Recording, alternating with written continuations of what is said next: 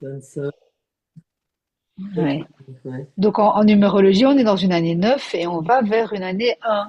L'année prochaine, c'est une année 1. Et astrologiquement, ce sera plutôt après la Saint-Valentin, plutôt comme d'habitude, le calendrier astro, c'est le bélier, quoi, le premier signe, donc c'est en mars. Et, euh, et la fin de cycle, c'est repasser en revue tous les dossiers, quoi, tous les dossiers des 9 dernières années. Donc quand tu fais le compte, ça a commencé 14, quoi, 2014.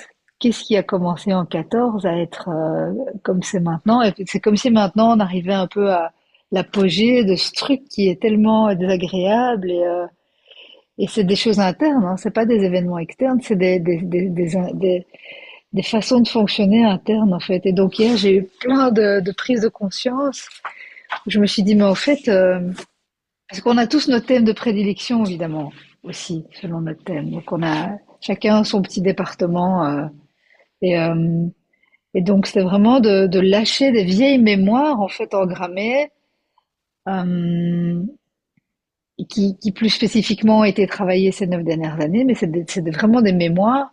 Et qu'est-ce qu'on a envie de prendre avec nous? C'est tout le thème de nouveau de l'automne évidemment, du dépouillement, etc. Mais là ça va encore plus profond puisque c'est pas seulement le dépouillement de cette année, c'est le dépouillement des 9 dernières années. Donc c'est un gros dépouillement. Et donc la vie est bien faite et elle nous fait passer en revue plein de petits examens de conscience, des petits examens quoi, au gros. Et, euh, et si on passe le test et qu'on est bien, on est cool, alors ça veut dire qu'on a réussi cette épreuve-là. Et puis si c'est encore tendu, alors c'est qu'il y a encore un truc à lâcher quoi. Et donc moi j'ai évidemment comme tout le monde, on a tous des zones encore de tension. Et donc j'étais là en train de me dire mais qu'est-ce que j'ai envie de lâcher? Donc je sais pas si vous avez de quoi écrire près de vous, ce sera intéressant quand même, à brûle pour point comme ça, de noter quelques idées. Tiens, qu'est-ce que moi je lâcherais maintenant, quoi. Tu vois? Et donc là, c'est en train de sortir, quoi. Tu vois? Et donc, Christine, toi aussi, si t'as de quoi noter, un petit Tout à stylo, une fait. petite feuille, ça peut être bien de passer quelques minutes en revue. Et vous qui nous regardez en vidéo aussi, tiens, là, à l'instant, surtout quand on est sur le tapis, c'est vraiment des moments privilégiés parce que c'est comme si c'était notre espace de travail, quoi. Et donc, quand on est sur le tapis, on a encore plus de prise de conscience qu'ailleurs, à d'autres moments de la journée, parce on n'a juste pas le temps, et puis il y a plein de bruit. Et là, c'est quoi qui sort, quoi, je veux plus ça. Et donc, juste pour vous aider, je vais vous partager les miens, quoi. Et donc, moi, je suis partie de qu'est-ce que je vais laisser dans le vieux. J'ai envie de lâcher des vieilles mémoires de, de, de shame and blame, donc de gêne, de honte, de culpabilité. C'est des choses qui reviennent même la nuit, quoi. Salut Isabelle. On est en train de faire un petit exercice de justement par rapport à la fin de cycle et de se poser la question, tiens, c'est quoi, qu'est-ce qui remonte là en ce moment et qui arrive à maturation du truc qu'on a envie qu'on veut plus en fait, Ok, puisqu'on d'accord. est dans cette fin de cycle de 9 ans. Et on a cette chance, ce cadeau de pouvoir lâcher ça pour rentrer dans l'année 1, et ce sera plutôt vers février-mars. On va commencer avec une toute nouvelle énergie, même si c'est symbolique, mais on va se donner l'occasion, en fait, de faire cet examen de conscience, de dire, OK, c'est quoi que je traîne avec moi depuis 2000, doit dire 14, quoi? Qu'est-ce que je lâche maintenant? Non, c'est 16, en fait. On m'avait pas corrigé. 2016 plus 9, 2025. Donc 2016. C'est quoi que je traîne depuis 2016 et qui m'empoisonne la vie? Et qui se manifeste à l'extérieur de moi, évidemment. Et donc hier, c'était quoi, 5 heures du matin, c'est la meilleure heure hein, pour ce genre de travail, si ça sort pas maintenant et que vous n'êtes pas encore à la vomissure, au point de vomissure, parce que c'est ça le plus beau, c'est quand on est, j'en peux plus quoi de ce truc. Et donc moi, c'était ça, c'était les mémoires de culpabilité, de gêne, de honte, des sensations de solitude, des sensations d'ennui, des sensations de dépression, des petits trucs, hein. Mais c'est des moments que j'ai plus envie d'avoir en fait. Et c'est pas qu'on se ferme les yeux, qu'on se dit oh, je vais devenir un robot. Non, c'est juste on prend conscience qu'en fait on peut lâcher ça et que c'est des mémoires engrammées dans le système qui n'étaient pas là quand on est né.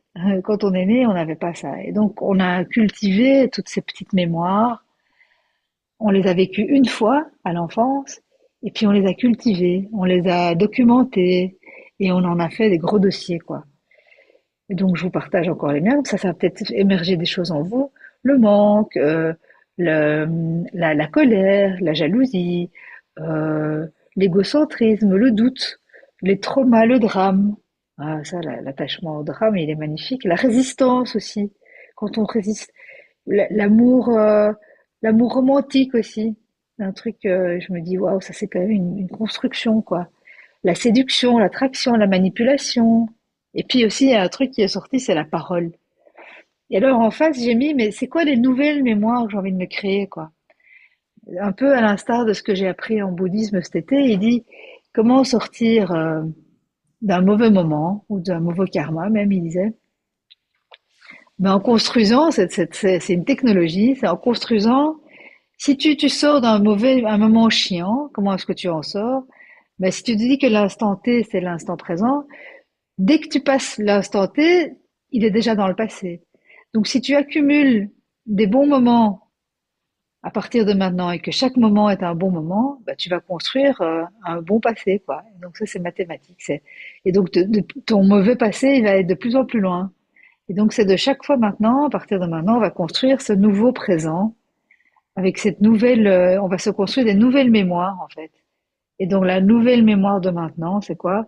Ben, moi j'ai mis en face de solitude, j'ai mis communauté, j'ai mis l'amour, l'abondance, euh, l'opulence, le ease and joy and glory, le fameux mantra Access Consciousness qu'on se répète depuis 10 ans là. Ease, joy and glory, c'est en face de dépression et manque. Donc ease, joy and glory, c'est quoi? C'est la joie, l'aisance, la gloire, mais pas la gloire personnelle, la gloire du moment qui émerge et qui est joyeux, quoi. Cette jouissance de l'instant, en fait. Oneness, en face de anger and jealousy, en face de colère, jalousie, c'est la oneness, comme on dit, l'unité, quoi, mais pas l'unité de l'humain, quoi. L'humanité, d'ailleurs, en face de l'égocentrisme, c'est l'humanité, avant, maintenant, et puis après le doute, c'est la confiance, la foi, l'unité, de nouveau, trauma, le drame, on quitte ça, on est dans la résilience, on est dans la non-résistance, on est dans le surrender. C'est ce qu'on dit tout le temps au yoga. On est en train de se brainwash avec tout ça pour le moment depuis des années. C'est surrender. On surrender à l'instant présent. On résiste plus. C'est désagréable, mais on lâche. Et quand on lâche, on adoucit à l'intérieur et on est ok. Je me laisse prendre par la vague. Et du coup, tu retournes dans le flow, quoi. Et c'est par rapport à tout ce qu'on vit hein, dans le quotidien, la mort, la maladie. Après, c'est beau d'en parler maintenant, on est réveillé, tout va bien, mais le soir ou la nuit ou des moments où t'es moins dans ta force, waouh, faut s'accrocher quoi. En face de l'amour romantique, j'ai mis le soul love friendship companionship, le compagnonnage, l'amitié, l'amour d'âme quoi, quelque chose de beaucoup plus grand que juste ce truc qu'on a été formaté à vivre. En face de manipulation, j'ai mis manifestation, la guidance, le flow. Ah oui, en face de communication et parole, pardon, j'ai mis télépathie. Parce que ça aussi, c'est des outils qu'on n'utilise pas du tout et qui fonctionnent super bien en fait. Donc de travailler beaucoup plus dans, je communique dans l'être en fait par ma vibration puisqu'on est émetteur-récepteur. Donc c'est comme ça que je communique le plus fort en fait. Même on le voit dans nous qui sommes auto-entrepreneuses ou qui lançons des projets ou même qui sommes dans des grosses boîtes et qui faisons passer des choses, c'est pas en allant pousser la porte et en forçant, c'est en étant vraiment dans cette conviction, on vibre un truc, quoi. Donc d'être là-dedans, et c'est un autre tout ça, enfin évidemment, hein?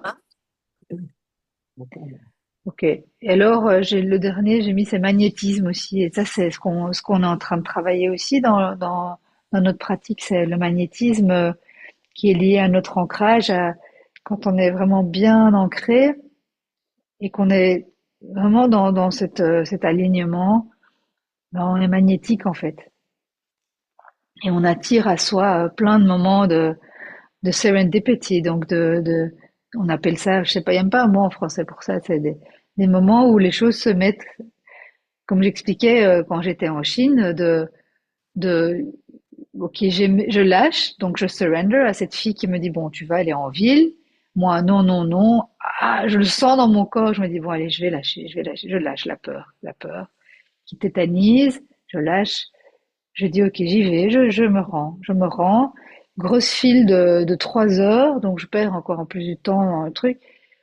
Boum, je tombe sur un Brésilien, donc je parle ma langue, entre guillemets. Et du coup, j'ai toute l'introduction pour aller là où je dois aller. Et enfin, voilà, les choses. Et ça n'a pas arrêté.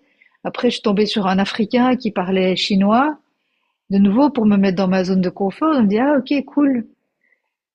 C'est possible, quoi. Et puis, donc, voilà, bim, m'achète mon ticket de métro. Tout comme ça, c'est tout le temps comme ça. C'est tout le temps. Donc, c'est de se mettre dans cette certitude, de se dire, ah ouais, mais en fait, la vie, elle nous sert, quoi. Et donc, on lâche. Et donc, voilà. Prends une feuille et un papier et, prends cet instant-là maintenant, comme ça, comme t'es là, que tu lâches, quoi. Tu écris et tu sors le morceau, en fait. Qu'est-ce que je lâche?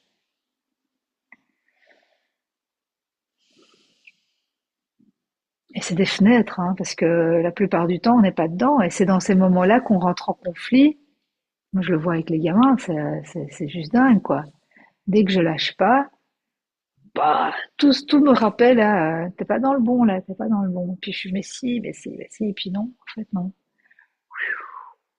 Les relations, waouh, des relations auxquelles je tiens, je veux cette relation, quoi. Avec un membre de la famille, avec une amitié, avec n'importe quoi, des gens, je dis non, je veux que ça reste, je veux. Et en fait, non, il n'y a plus. Et c'est pas que c'est pas bien, c'est juste qu'à l'instant, la vie a autre chose pour nous, en fait. Du coup, je dois lâcher ça. Je dois lâcher ça. Et c'est dur, on n'a pas envie, mais c'est ça. Ça fait partie de ce chemin de foi, en fait, ok, on n'est pas là pour décider pour nous-mêmes, en fait. C'est ça qu'on doit bien comprendre. On a juste le choix de dire ok, ok, ok. C'est le yes day, quoi. C'est le yes day, ok. Ah, le magasin est fermé, ok. Ah, elle me rappelle pas le job, machin, le truc, le client, le frère, la sœur, l'amoureux. Ok. Ah, et c'est pas délicieux, mais en même temps, c'est tellement libérant de se mettre dans cette nouvelle énergie. Et moi, j'ai fait 2 colonnes. Donc, je vais m'amuser autour de ces 2 colonnes, quoi. Et c'est du coup, on va plus focaliser sur la vieille colonne. On va la lâcher. On va commencer à se mettre un mantra de la nouvelle colonne. Et comme ça, en access au début, quand j'ai commencé, c'était en 2014, je pense, un peu après le décès de mon père. Il nous disait, mais mets des post-it partout parce que t'es tellement habitué avec ton vieux truc que pour apprendre une nouvelle langue vibratoire, bah, mets-toi des post-it. Du coup, j'avais mis partout, ceux qui sont venus chez moi, ils connaissent, des petits messages typiques, c'était What else is possible? C'est quoi d'autre est possible? Donc partout, il y avait quoi d'autre est possible? Mes enfants les connaissent par cœur. Quoi d'autre est possible? Est-ce que c'est léger? Est-ce que c'est lourd? Enfin voilà, tous les outils Access. Mais je referai un récap là-dessus. Et du coup, dans le programme, dans la plateforme, je sens qu'il y a aussi un peu de résistance. Que c'est des trucs en plus de tout ce que vous faites déjà, évidemment.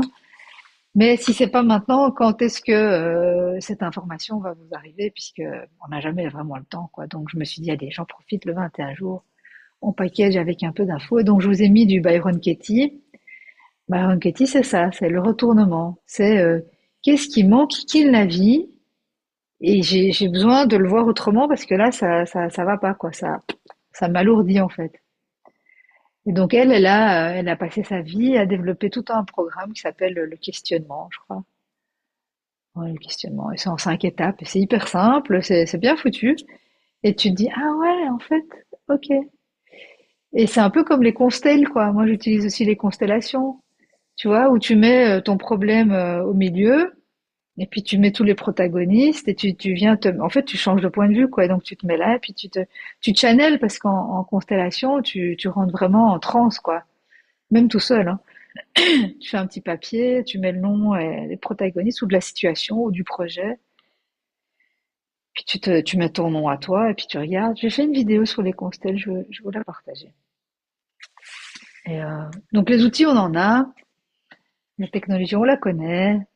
Et c'est maintenant. Il nous reste une fenêtre de roughly 6 mois pour terminer ce gros nettoyage et se mettre dans 9 ans, des 9 super belles nouvelles années où on va de 2026 à 2035. Et donc là, c'est waouh, quoi. On déroule le tapis avec des nouvelles habitudes. Et donc là, on va bosser ça. Chacun pour soi, à sa façon, et puis ensemble, avec la pratique et avec ces moments de... Et je trouve que ce que j'ai noté aujourd'hui, c'est un peu un accouchement qui vient de ce 21 jours aussi, puisqu'on y travaille. Donc le subconscient et le higher self, il a bien entendu le projet, puisqu'on l'a répété, on l'a quand même répété plusieurs fois à nous-mêmes, et donc on l'a entendu. Et le higher self, il obéit aussi, hein, comme l'ego, comme euh, oui, pas de souci. Et donc euh, et donc on a tous des accouchements là pour le moment, hein, certainement, tous, toutes. Qu'on pratique beaucoup ou pas beaucoup, on est ensemble, donc on va tous accoucher d'infos qui vont, on va se dire, ah, ok, ouais, ok, c'est ça, j'ai capté. Donc voilà, ce petit moment de prise de conscience un peu plus profonde, cette invitation à peut-être aller fouiller dans la plateforme pour voir, tiens, il y a peut-être un nouveau truc que, euh, que j'avais pas vu ou que j'avais pas compris dans les outils, puisque la deuxième semaine, je vous ai mis plutôt des outils. Et la première semaine, c'était plutôt la technologie, hein, les corps, tout ça, mais ça vous connaissez. Mais de nouveau, c'est quand même intéressant aussi de les revoir. Quand tu comprends comment quelque chose fonctionne, il fonctionne encore mieux quelque part. Donc voilà, ça vaut la peine aussi d'aller revoir un peu la théorie dans des moments de creux, quoi, où au lieu d'aller sur Instagram ou Netflix, ou je sais que vous faites pas tellement ça, c'est pas nos habitudes dans ce groupe, mais voilà, parfois ça peut être cool aussi de lire un peu ou de regarder une petite vidéo et de s'informer, quoi. Ok, allez, j'ai beaucoup parlé, on va commencer.